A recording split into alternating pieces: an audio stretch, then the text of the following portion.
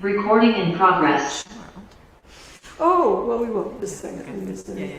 So, somewhere in the little box there is our dear friend Darshan. We're all peering. And those of us here, please circle around so you can see this. Get closer. We're going to rearrange a little bit here. Darshan has visited Texas many times. He has, I don't think you've gone to Austin though. No. So this is your first trip to Austin, virtually. But if you do get back to Texas, and we pray that you do, we will bring you down here. We'll bring you to Houston. We've got a little budding meditation group there. Come on in. We're just so happy that you've joined us at the beginning of this new year to share with us. And we still, in our hearts, want to come to, well, not just in our hearts, but in person. But our hearts are yearning to come to Assisi and visit you all there. So Darshan is a light bearer minister for those of you that haven't met him before. And he's also now a Kriyacharya. So we hope someday to take Kriya from him too. So that's going to be my introduction. You add to it. We are just so happy to have you here. Thank you. Encourage people to open up their cameras. Oh yeah, people, please open up your cameras and wave and say hi. It's always nice to be able to talk to something other than a black box. And maybe if you could show our altar. We are so proud of our altars. There's our altar. There we go. Really great to see you all. Really great to see you all. Yeah. Oh, I hear an echo. I hear my voice. What was that? I hear my voice coming Yeah. after you. Okay. Oh, okay. Can you all hear me now? Okay, and I don't hear an echo anymore. Well, thank you, Maitri. Thank you, Mark. Thank you, Supriya. Thank you all for inviting me once more. I feel I certainly have the same warm feelings and beautiful memories of all the times, hi Linda, all the times I visited and was able to serve together with you and enjoy and explore the teachings. It's true, I'd never been to Austin. Austin was always somehow in my mind because people described it to me as the most culturally rich city of Texas. So yeah, definitely a place to visit, and thank you also for hosting me, even though virtually, in your meditation group. Thank you so much. Good to see Sonia from Houston. All of you, really. So, yeah, let's begin. I've been thinking, meditating on a few things from the reading, but I later thought I'd rather share some experiences of a pilgrimage that I recently made to the Holy Land. So, but I think I can do a little bit of both. And let me see if I manage to connect the two. So I'll just take two little things, one from Krishna and one from the Bible. After all, that is what we do at Sunday service. We go deep into parallel passages from the Bible and the Bhagavad Gita. And from the reading from the Bhagavad Gita, just one little thing, where he says, in the greatness of man, I am their greatness. In the greatness of man, I am their greatness. And there are so many ways in which people can relate to Krishna's words. But what came to me, due to a recent experience I had, was that what he also gives us is a strategy to be even-minded and cheerful, and on a deeper level, because even-minded and cheerful is more on the surface, but on a deeper level, to be happy, to be joyful inside, regardless of circumstances. There's always a space in my heart that can stay happy. So what happened? We had a Kriya initiation here in January 4th, and it was conducted by Nadia and myself. Nadia is a wonderful, I don't know if you know him, he's a wonderful devotee, light bearer, Kriyacharya. I'll talk about him a little bit more later on. And so he's also lived in the village many years ago, for quite a few years. So he and I were giving the initiation, and he said to me, okay, he asked me, so I'll do the we in Ananda village, in Ananda Assisi, we always do Kriya initiations in pairs. We always do them with 2 Kriyacharyas, and then other Kriyacharyas to help with the blessing also. So he and I were doing it together, and usually one Kriyacharya does the inspirational talk and then conducts the fire ceremony, and then the other after the blessing and the vows gives explains the technique.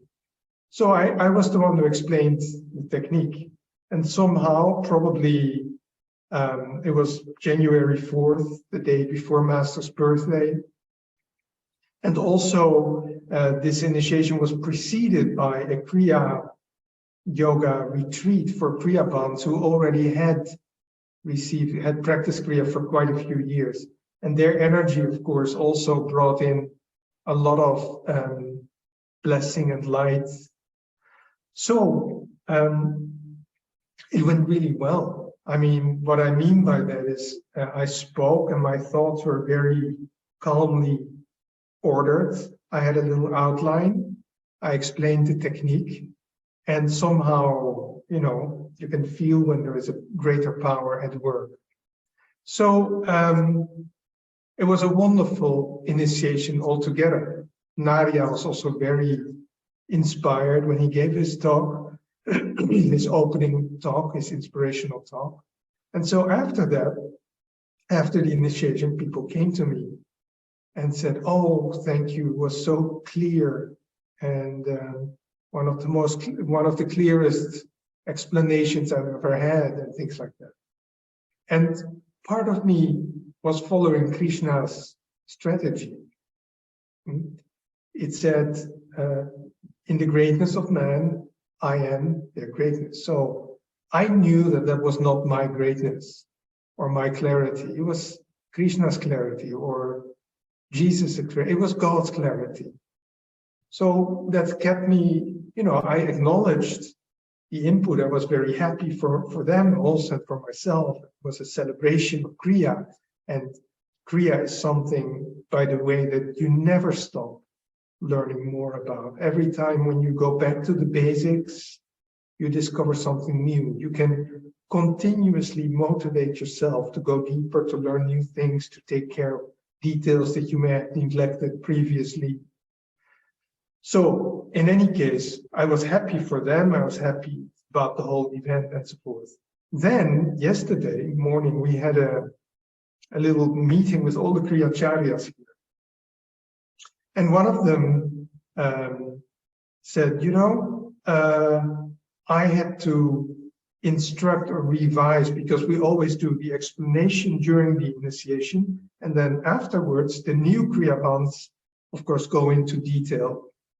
And so I walked into the room and I said, is everything clear? And they all said, no! So now this is quite a normal thing, because obviously when we explain the technique during the initiation, but we know that the initiation itself is more important. The power behind it is more important than the explanation, and that explaining it during the initiation gives the explanation also more power, more light, more blessings. But the real explanation comes later. So this is not so strange. There are so many things that you have to think about. But of course, the way she said it to me was this Kriyacharya was quite intense, as if she were, it could have been interpreted by the ego as a form of, criticism, something like that. And then Krishna strategy came to help me. He said, okay, in the greatness of man, I am their greatness. In the failure of man, I am their failure. You understand what I mean? Both in the compliments I found, he was my greatness. He was in the compliments, and then in the perceived criticism, he was in their criticism. He was the criticism. So to not claim anything really your own is just a wonderful strategy to open the door to receive more of it, to receive more of God's abundance of peace, of power, of capacities, of talents. The less you claim it your own, the more he can work through you. So that is a wonderful teaching. And you can, when you study these teachings and you study the Gita or you study the Bible, you take very few things, just one little thing, and you can meditate on it for days, and it can help you. It can be like a real strategy on the battlefield of life and on the inner battlefield of Kurukshetra. So the other part of the reading contains this wonderful passage. In him was life, and the life was the light of man. In him was life, and the life was the light of man. It is very cosmic, of course. It is very abstract. But it is something that when I close my eyes and I meditate on it and I think of Jesus, contains a wonderful, sweet, and strong power. In him was life, and the life was the light of man. So we all look for that inner light within ourselves. We meditate with little Master Mukunda. When we close our eyes, we meditate on the question, what lies hidden beyond the darkness of closed eyes? And so light is the answer. The subconscious light, the light of the subconscious mind, makes it possible for us to dream that we have our eyes closed. We're lying in bed in a dark room, and we dream that we are walking through the desert under a blazing sun, almost blinding us. We have to close our eyes because the rays are so strong. And yet our eyes are closed, and we are lying in a dark room. So that light is present within us. It's always there. It's the subconscious mind can produce it. The conscious mind can also produce it. And that is called visualization. Visualization means guiding the imagination with willpower, or using your willpower to guide imagination.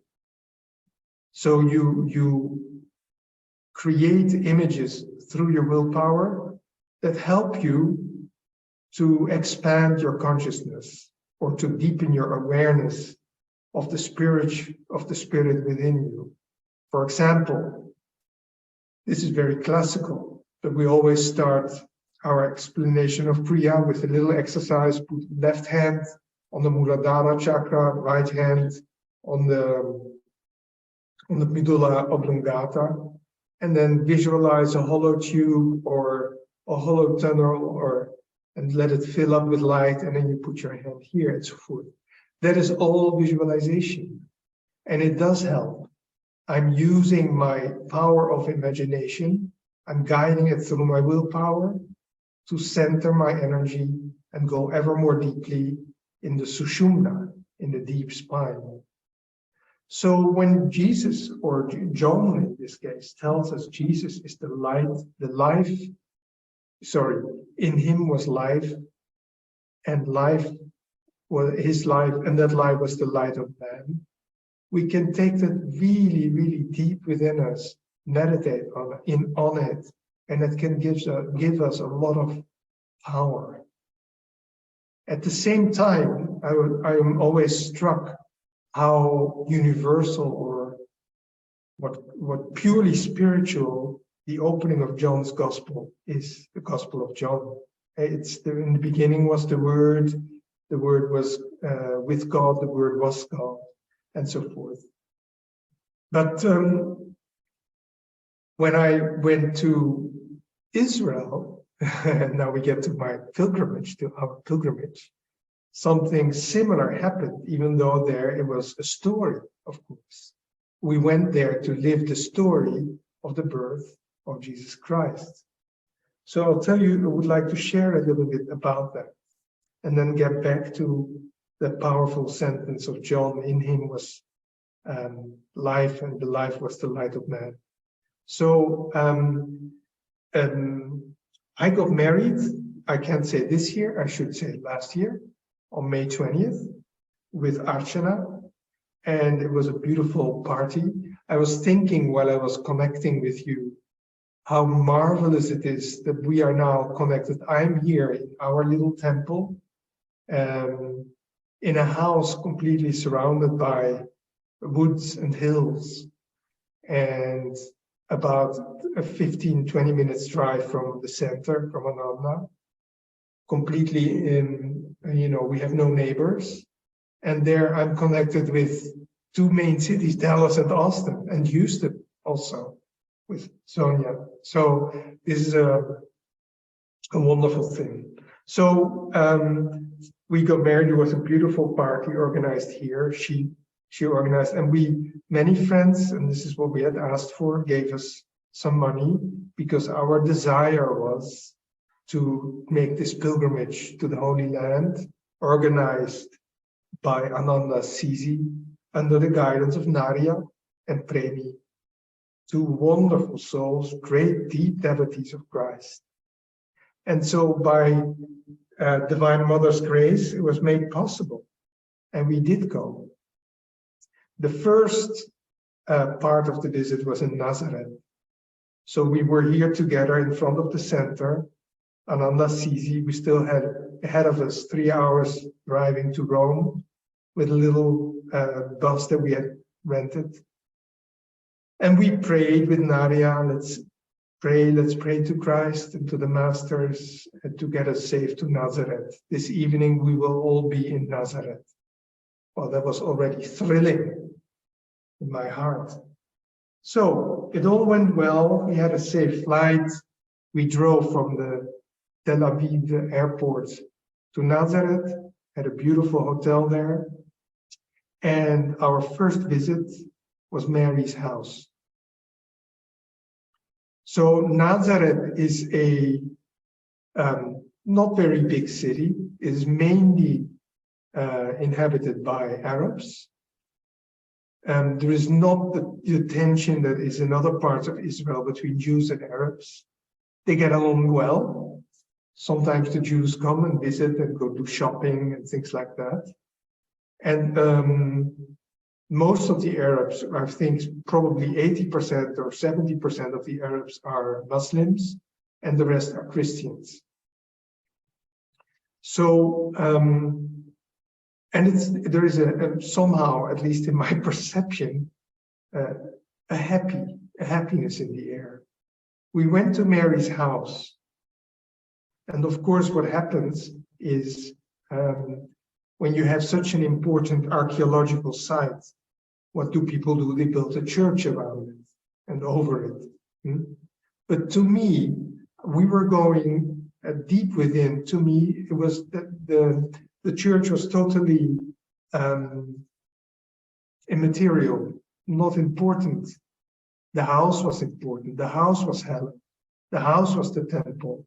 Because there took place the daily life of this little girl who, at the age of 16,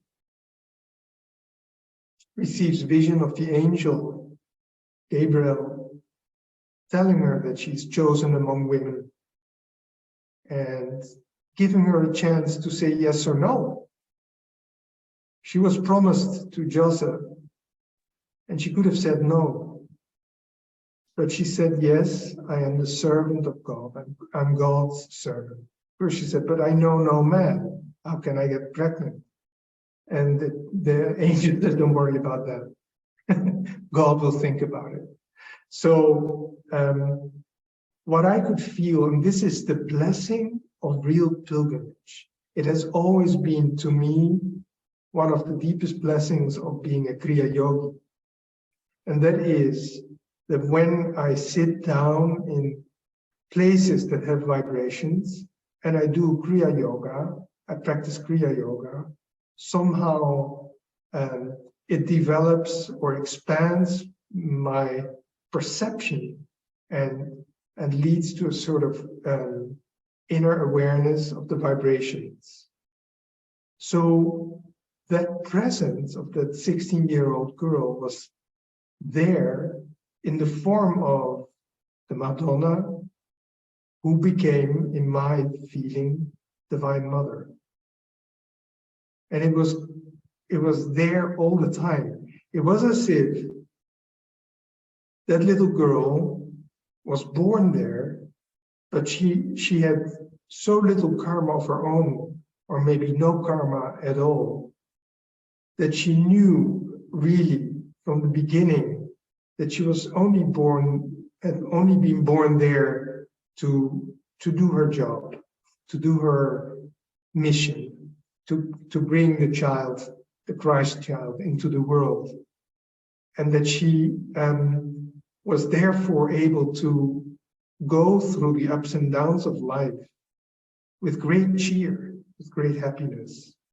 You can imagine life for women in the Jewish society was far from easy. It was very strict. They were confined. They were not very free in their movements. And of course, you know, it was a city or then maybe a village. But, you know, life, there is stress, ups and downs in lives.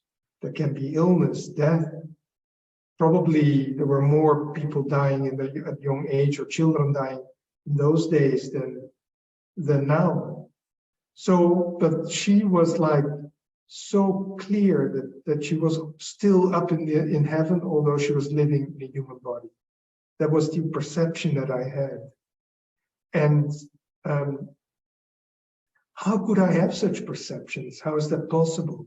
I think it's possible when we practice Kriya, and especially when we do it there. So in other words, the pilgrimage was organized in such a way that we, a group of 40 people, wonderful people, we've all become one big family. We went to a specific spot and always found the perfect spot for us to sit in a circle.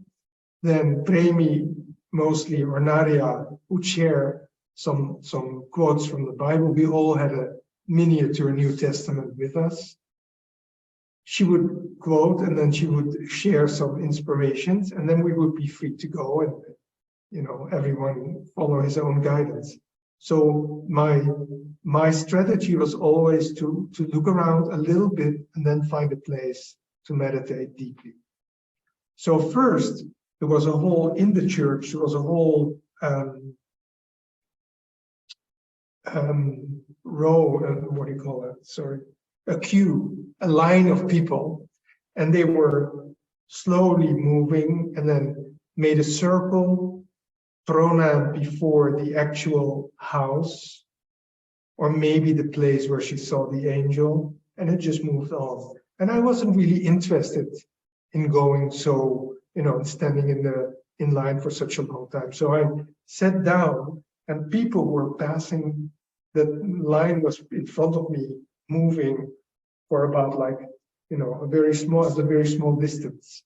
But it was very easy for me to still do Kriya. Everything there brings you to meditate. So I did. And then all of a sudden, Archana came and said, no, this is not a good place. Come with me. And she took me to another place, which was basically, although I couldn't go there, I couldn't touch it. It was closer to that house, the sacred place itself, than I could have been almost with following that line. And I was just sitting there, and I could be there all the time. So the Kriya then brings you in another world, and it gives you what Saint Paul calls the evidence of things unseen. Saint Paul calls faith the evidence of things unseen. So you can't see them with your eyes, but when you close your eyes and you practice Kriya Yoga, somehow this power of perception, of spiritual perception, develops, and we can see and feel so much more, that is dreamt than what is dreamt of in our limited philosophies. Later on, we went to Joseph's house. After all, they both lived there. So when you speak about Joseph's house, you speak also about Jesus' house, because that's where he grew up. They call him the Nazarene, even though he was born in Bethlehem, spent the first 3-5 years maybe of his life in Egypt. And then the family moved back, and Joseph felt it was safer to go back to Nazareth, and that's where they settled. So that was a church, again, a church. And we were sitting in the church and meditating, and at a certain point, the group was splitting up. So the largest part of the group somehow had heard that it was time to go back to the bus, and they were leaving. And then all of a sudden, I see Nadia coming up and says, come, let's go to Joseph's house. And I thought, we're already in Joseph's house. No, come. And we followed him, and we went down the stairs, and there were the real remains.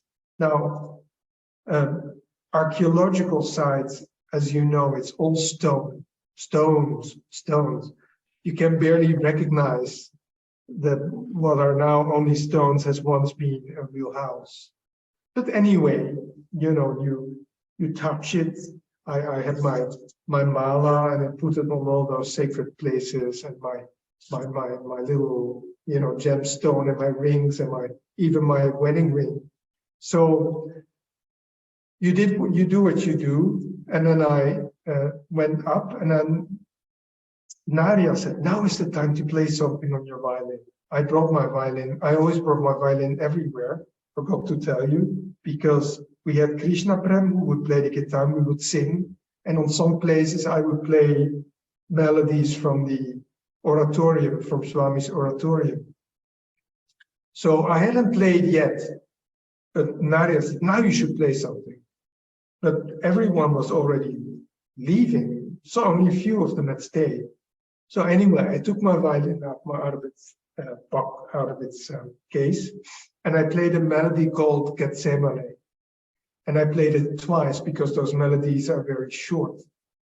And the last note is a little bit technical, but it's a D. And you can play the D on the violin in that D in two ways. You can play the open string, which has a lot of beauty, but it's also very bare. Or you can you put your finger on the other string and play the same note and have the vibrato, which adds more feeling, more warmth to it. And since it's a slow piece, I said, "No, what am I going to do? Is it going to be the open string, or is it going to be, the finger on the string?" And it became the finger on the string. So it was a long D. I kept it on, and all of a sudden, that sound, I felt that it was connecting with the vibration in that house, Joseph's house. There was only all those stones. They were only like 3 meters away from me. I don't know how much that is in inches, but 3 meters away from me, very close. It went down into those stones, and it was connecting with the real life that was in those stones, the real family. And I could feel this is a very, very sacred place. The sound of Om is present here, is perceptible here. So there you have a combination, you might say, between the Gospel of St. John and the other Gospels. The other Gospels all tell the story. And I had both. I had the gospel, the other gospels, because of course, everywhere there was a story. To every place we visited was related to a story. And at the same time, I had the gospel of John saying, in him was life, and and the life was the light of man. Or in the beginning was the Word was with God, the Word was God. And so we have both dimensions. What a blessing it is that we have this Kriya. And it is good, therefore, I think, to travel and take pilgrimages. I really hope you can all come, and I'll end with that. You can all come and visit us here in Assisi. We need to organize it well. We need to plan it well. It is certainly possible, and it will be a true pilgrimage. Yesterday, Archana and I meditated in Swami's house where he left his body. We call it Moksha Kutir. Moksha, liberation, where he attained liberation. The Temple of Light, Swami was there many, many times. He gave many satsangs there. He built it, you might say. And then, of course, nearby we have the church of the grave of St. Francis, all the beautiful, pilgrimage spots that relate to St. Francis and other saints.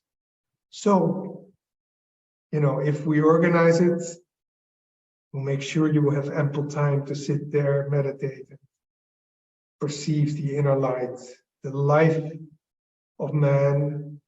In him was life, and therefore the light of man. So thank you.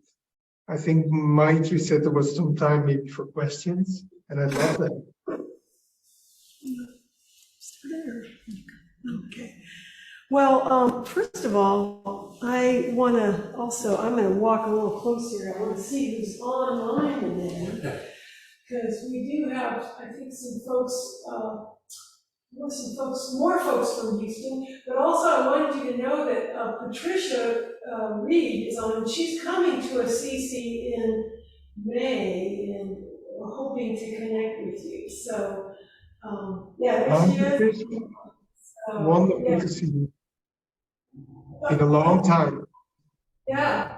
And then down there, Atul is from Houston, and we just had a wonderful satsang in Houston before we came to Austin. I don't know if he can open his camera, but he's also from Houston. And so anyway, but yes, please, everybody, if you have some questions, this is your time to either ask them, open your camera, ask them, or put them in the chat box, and we will say goodbye to our Facebook friends now, and invite those folks, if they want to come on and join the satsang portion for the next little while, that they can come in through our link on our website. So, all right, so anybody have any questions they want to ask, or? Yeah, I would rather be a little closer so I can see folks. Take the microphone with you, because there's a lot of echoing. Oh, the microphone? Not sure how that works. Gonna let my tech people do that.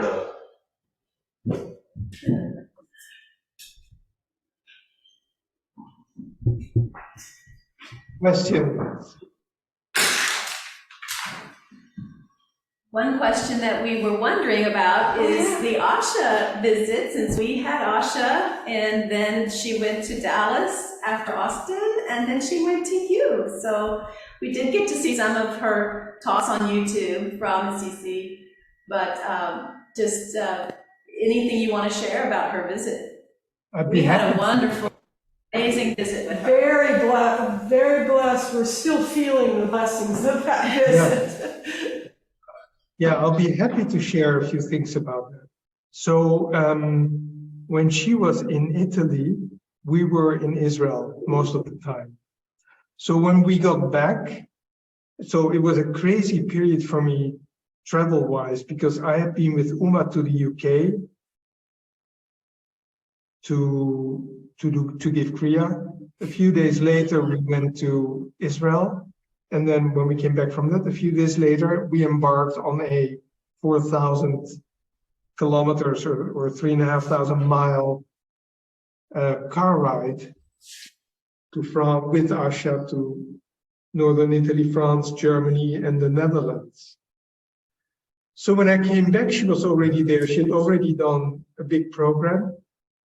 And then a few days later, we left for Milan, northern Italy, and then Guardabosone. You have to visit that too. It's a small community near the Swiss border. Beautiful, really Ananda vibrations, Masters vibrations. So, and then from there it was to France, where we have more time to spend. And then from France to Germany, and from Germany to the Netherlands. So it was, first of all, spending time with her and with Dambara. Dambara was always sitting next to me. I did all the driving. He was my navigator. And it was, first of all, a lot of fun. We had a lot of fun on the road. We had many expansive topics that we talked about, but also just, sharing more intimate things as friends do. That was one of the beauties of it. And then wherever she came, of course, Asha's mission is very unique because she basically represents mostly just Swami. Okay, his deeper way. Of course, Swami is present. I've thought about that a lot, but basically from the very beginning, the image that comes to me is like when you are at war.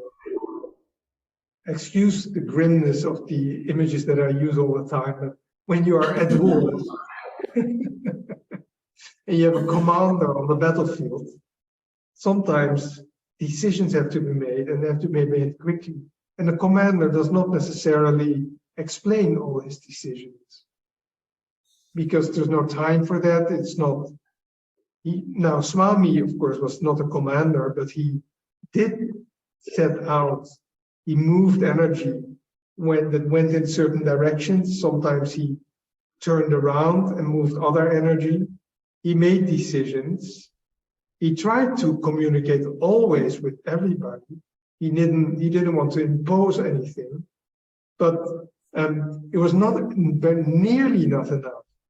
Just his presence. He needed someone who could explain more what his intimate thoughts and insights were, and what the considerations were, and what the consciousness behind all those decisions was. And that was Asha's job, and it was from the very beginning. So then you go fast forward, and you get 2013, and Swami leaves the body here at Anandasisi. People came immediately. Jyotish and Devi flew over. Asha flew over. Others came also. And everything changes. But what really happens is Swami is no longer limited to a physical body. He doesn't have to drag his physical body from the United States to Italy, from Italy to India, from India to the United States. He lives on through those people, whether they have been with him or not, is totally irrelevant, who manage to attune themselves to his discipleship. So Asha, then I think that her mission is only just begun. It's shaping up now because yes, she's already done a lot of things, but then of course, COVID came, and what she did during the pandemic was basically sowing seeds for everything that came after that, because she became very well known. So many people followed her, and so that her videos traveled before her. It was a great time for her to take this tour through Europe. And then when she speaks, it is always referring back to those years with Swami.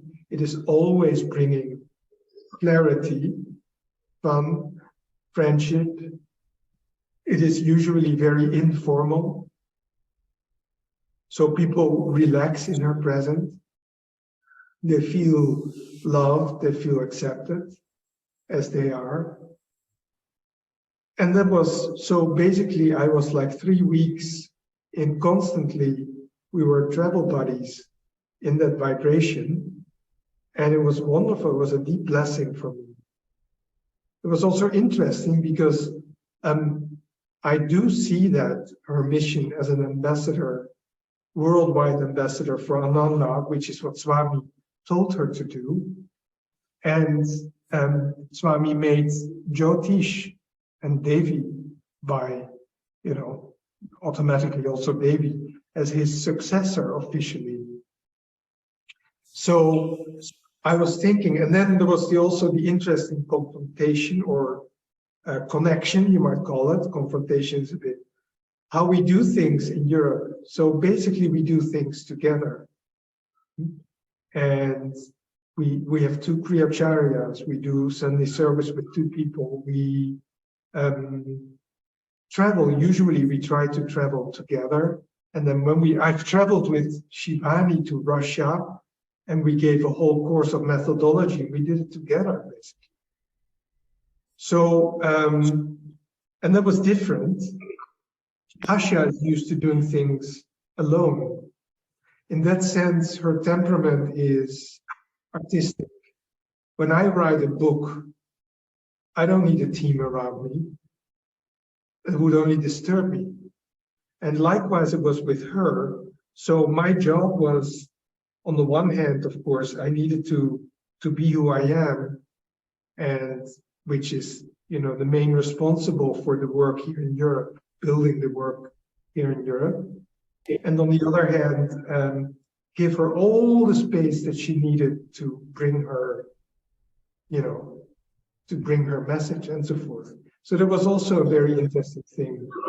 So it led to conversations about it, and it all helped to gain a deeper understanding of what Swami wants. Because what I feel is what Swami considers essential for Ananda is the possibility for individual growth. Individual growth. He would always look at that, not at bigger things. So on the other hand, I also see that he is present. Swami is very much present in how we do things at Ananda Sisi, because there's a lot of harmony. There's a lot of peace in doing things together. So it was, even from that point of view, it was not at all. I will always support her in her mission, and I did so also during the. And at the same time, I also became aware of other aspects of this work and of Swami himself. In other words, he lived for me fully in everything that Asha has said during the trip, and also in what she has written, of course. But he also lives in when people who have a less brilliant mind, or I would say maybe their mind is brilliant, but they're less articulate, or they just don't have a tendency to speak so much or to speak in public. Then he still lives there too, when people somehow learn to listen to each other and are, make harmony a priority. So it was in many ways a very, very learning and beautiful experience for me. And we're already now thinking of her next visit to Europe. Not only her, but also Lotichius and Devi, not together on different places and also not the same places.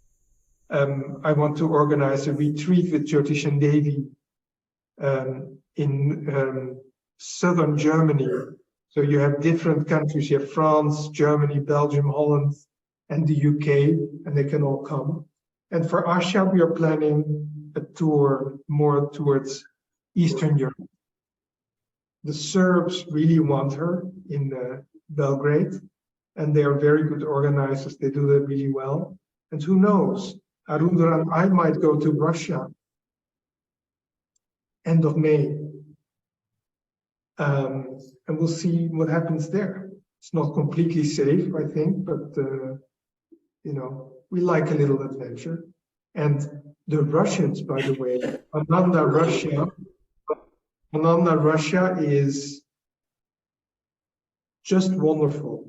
A few days ago, I gave a satsang on Master's birthday, and present were people in Moscow and in other places of that infinitely big country, and also our friend Tamara from Kiev. She was in Kiev, and she was there too. And she has followed, she says she feels part of the family. She has refused to leave Kiev, as many women have. She stays where she is. She suffers with the others, but she has the power of satsang and the power of kriya. So there is a lot of work to do in Europe, a lot. And Asha will play an important role in that. She already is. So I hope that answers your question a little bit. Yeah. Along those lines, though, when were you thinking of bringing her back, and when is Jyotish and Devi? What, do you have some tentative times? Yeah. So Jyotish and Devi usually come here in our community in August and stay for 3 or 4 weeks. And we, you know, they're always very happy because we leave them in peace. We don't, you know, they do a program, but we don't demand too much of their time. So they have a good schedule, but not too much, not too tight. But, and they come because their presence helps also to bring to light whatever is trying to happen in our community. You have to imagine Ananda Sisi is the only real World Brotherhood colony, because the American communities are 99% Americans. The Indian communities are Indian. We have Americans, Germans, Dutch people, Spanish, Russians. We have everything here. It's a real World Brotherhood colony. So they come and they spend time with us and they help us to, in our spiritual life and in our community life. But this time, and then they fly to India from there. This time, Jyotish is turning 80 in August, and he wants to be in the village. He has to be in the village. So I've just written to them, when will you be free to come to Europe? And when do you want to go from Europe to India? But they are secluding right now, so I'm expecting an answer towards the end of next week. And then I'll let you know if you might be interested. Now, Asha, we're still talking about that because we need to coordinate everything. Of course, it shouldn't be too close to each other, Asha and Jyotish and Devi, because then it gets, too mixed up and too many things. It becomes also harder for people here to organize everything. So with Jyotish and Devi, I was thinking at the end of their stay, we have 3-4 days of retreat in Germany, and then from there they fly to India. With Asha, we were thinking maybe she could start in Belgrade, like in October or November, start in Belgrade and then in other cities and then come to Italy. So, but we don't know yet, but I'll keep you updated. So you're talking about the fall? You're talking about this fall or next year? No, this year fall. Okay. You have to plan ahead with these things because so many people are involved. Oh yeah, I was thinking that was a short runway, not a long one. Okay. but one other real question, short question here. You went to England with Asha as well? No, with Uma before. No. So basically, that was actually one of the one of the nicest day. So there was a Kriya retreat in the Netherlands. That's my country of birth, as you know, in the south. It was very joyful. It was beautiful. And then I drove them with our company car, our loyal company car, to Amsterdam, which is my city. I had booked a hotel for the three of us. And so we had one day, it was Divine Mother, made sure it was good weather. And we just walked through the city and I could show them many things without going to museums or something. In the evening, we had a meal in an Indian restaurant around the corner. Next morning, we had breakfast together, another short walk. And then I drove them to the airport. And they flew to England, and I was alone. So I didn't go to after 3 weeks of being together, I didn't go straight to see my mother. I first went on my own to the sea, which is only 20 minutes from there, and I enjoyed the North Sea. And then I focused on my family, my earthly family. Okay. Well, the reason I'd ask is because we do have Dinah on. She's in England, and I thought maybe if you had been with. She met Asha. She went to Asha and sent us some sweet pictures. Thank you, Dinah, for sharing that with us. But she lives in England. I can't remember where, but Ready? I don't know. But anyway, What's her name? Dinah. How about Dinah Pemberton. Yeah. I don't think she was there when I was there So- with Ingrid. Yeah, okay. But she did come for Asha because we got the pictures. So how about anybody else have any questions, anything they want to share? We've got just a few minutes left. So this is your opportunity. Anybody here? Hi, Darshan. It's We got Melanie. people. Hi, Melanie. Thank you. Good to see you. I'd already noticed you. Thank you for your talk. Just Thank being you. with us. If one goes to visit Assisi, so what is usually kind of what goes on when you go to visit Assisi? Just is Well, it like the when- village, or is it? It's becoming a little bit more like the village in that Ananda Assisi was all around the guest retreat. And of course, in Ananda Assisi, you have the expanding light, which is also a very wonderful guest retreat. But this guest retreat was one of the best visited of all the Ananda communities. It was all around that. Then, and Jyotish and Devi have been saying to us for quite a few years, you have to develop an online ministry. And it never happened because we were all drawn into serving at the guests, teaching and washing dishes and stuff like that. Then came COVID. So from one day to the next, we had to develop our online ministry. But not only that, also other departments of the community finally started to flourish. So it will be a visit, you will be a guest in our guest retreat, that we'll also try to give you experiences in other parts of the community, maybe an opportunity to do some seva, to meet with other people, not only other guests, but also other people. And of course, we can organize, you will have satsangs with Kirtani and Anand, with all our pioneers, you know.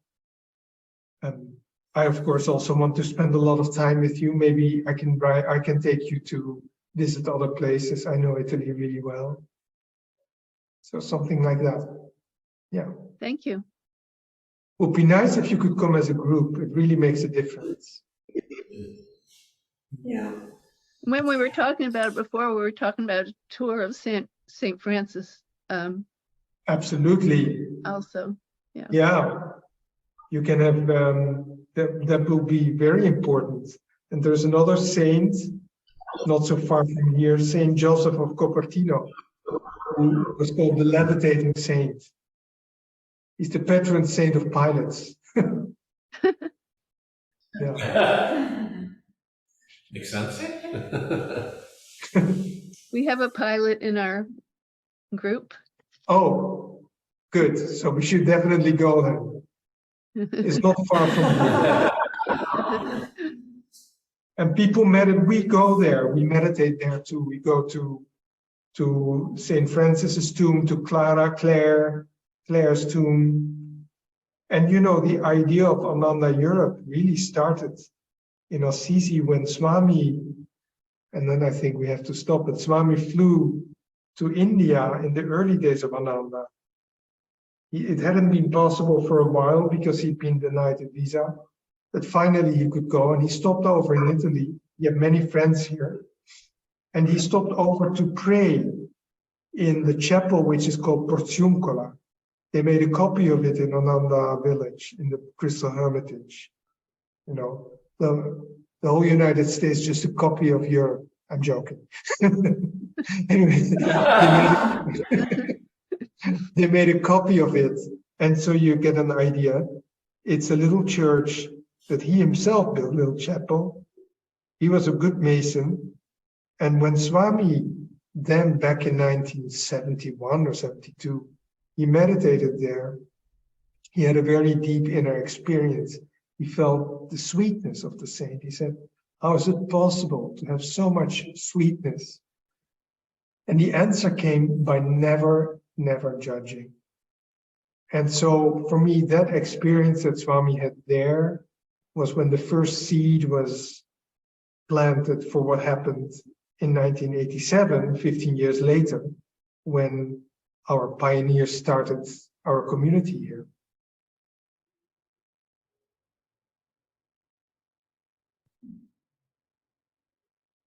Okay. Anybody else want to Thanks, share? Last chance. Hi, everyone. Okay. Hi, Darshan. Very Hi, nice good to see seeing you. you. Good to see you too. Thanks for coming. I would like just to ask you, how is education for life, Educare alla Vita, doing in Italy? Very Do you have well. Yeah. Very any well. plans? Mm-hmm.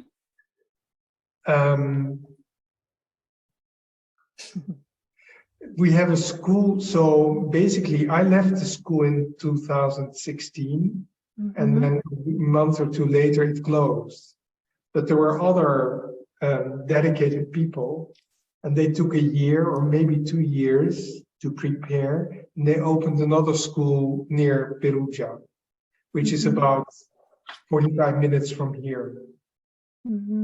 Then they do a lot of training, online teachers training, and that is also done by people who live here. So it's in Italian, it's translated. So these courses are, teachers training courses are given in Italian and in English, and those people are very involved. And since September, I'm also teaching again, but not in our school, but online, the online Living Wisdom School, which is a great joy working again with Nita. So I'm not completely away from the vibration of education for life. It's going well. Thank you. Okay. Thank you, because I'm thinking on doing the modules this year in English. Good. Let's see what is happening. Thank you. Wonderful. Eric, I think you want to say something. I'll make mine swift because I know we have to end. But you know, it's funny. I passed back when I was 29 years old. I kind of sold everything and started traveling, and I visited the Holy Land, and you know, on this kind of Pan Am World Pass, and I didn't have that. I was looking for something. I was very much agnostic and no spirit. But you know, it's funny. Right after leaving there, and you know, I walked the way of Christ. I went to India for 3 weeks and just backpacked through. But immediately, back in 1989, I came back and found Swami Kriyananda going to Southern Methodist University, and you know, it's when you walk through even just the vibration of those places. I know you were feeling that vibration when you're playing your violin and everything. it can't be emphasized enough. It's just so beautiful for those places to be there, because that's somehow I came back and instantly I saw Swami Kriyananda coming, and I went and saw him, and that was that. Thanks for sharing that. Good to see you. Likewise, Give my love to Shakti also. I will. Good to see you, Mike. I hope you still play the violin. Lovely to be here. Oh yeah, I love the violin. We had the Corn Gold by our concertmaster last night at the Symphony Violin Concerto. Okay. So Supriya, a few days ago, just one more thing and then we'll close. One last little thing, they're not on here now, but in our Houston group, we went down to visit. We met, I don't know what's happening. Brothers for Bitsy. Oh, yeah. Maybe our connection. Can you hear us? That's great. Can you hear us, Darshan? You can, okay.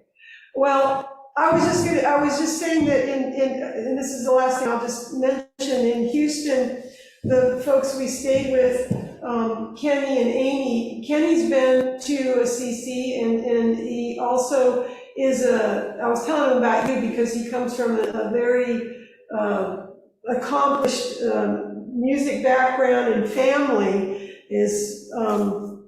I think his sister plays violin for some symphony somewhere in the United States and all this. But anyway, I gave him the pass to Ananda Music, and he's going to work on, he plays piano, he's a grand piano in his house and everything, and hopefully he'll be playing some of Swami's music for us. But I hope you get to meet them someday. They want to come back to CC, and we told them about you today, that you're going to be on, so. Anytime when friends come and visit here, just let me know. And I'll do my best to make them feel welcome. We all will. So, well, how about everybody, one last time, just if you want to open your cameras, we can do our traditional Texas ending. You want to put on the screen so we can see everybody or not? Sure. Yeah. And we really appreciate, again, you joining us today. We miss you, but this is wonderful, keeps us connected. And blessings to you on all that you're doing there in CC and in Europe. And we hope we can we'll continue the work here as best we can by God's grace, and we'll stay connected with you all as well. So let's all bring our hands together and at the heart and end with Namaste, y'all. God bless you. And God bless everybody. You all. Bye-bye. Thank you so Everybody have a much. wonderful day. Jai Guru. Jai Guru. Bye, everybody from Austin. Safe travels home.